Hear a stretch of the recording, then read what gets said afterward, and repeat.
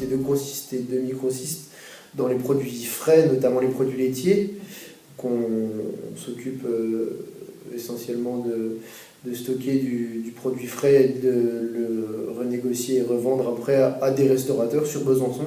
Le cursus, toi, que tu as fait avant, comment ça se fait que tu te sois retrouvé dans cette formation? J'ai un cursus un peu particulier, j'ai arrêté l'école, on va dire l'académie nationale en 3e, j'ai eu mon brevet des collèges, je suis ensuite parti dans la menuiserie. J'ai fait un CAP menuisier au Compagnon du Devoir et je me suis rendu compte que j'avais besoin d'un métier avec du contact, de l'approche des autres. Et c'est vrai qu'en menuiserie, on est très souvent renfermé avec une équipe d'une dizaine de personnes, on fait vite le tour. Et moi, ayant besoin de m'exprimer, je voulais faire un métier un peu plus ouvert vers le reste du monde, que j'allais essayer la vente, ça me plaît beaucoup. Bon, déjà, tu vas passer ton examen en fin d'année. Donc, tout à l'heure, justement, tu me disais que vous les passiez en septembre, vos examens. Ouais.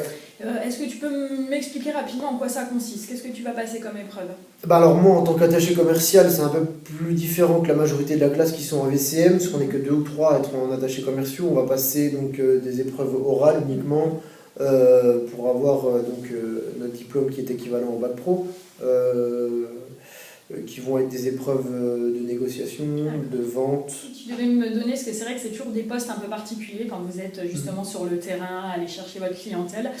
Donc pour toi, qu'est-ce qu'il faut vraiment avoir pour pouvoir tenir ces postes? Je dirais que l'atout majeur pour être un bon commercial, en tout cas moi, de ce que je ressens et la façon dont ça marche, j'aurais pas la prétention de dire que c'est comme ça qu'il faut faire. Moi, personnellement, pour moi, il faut être un petit peu un caméléon. J'appelle ça toujours un peu comme ça.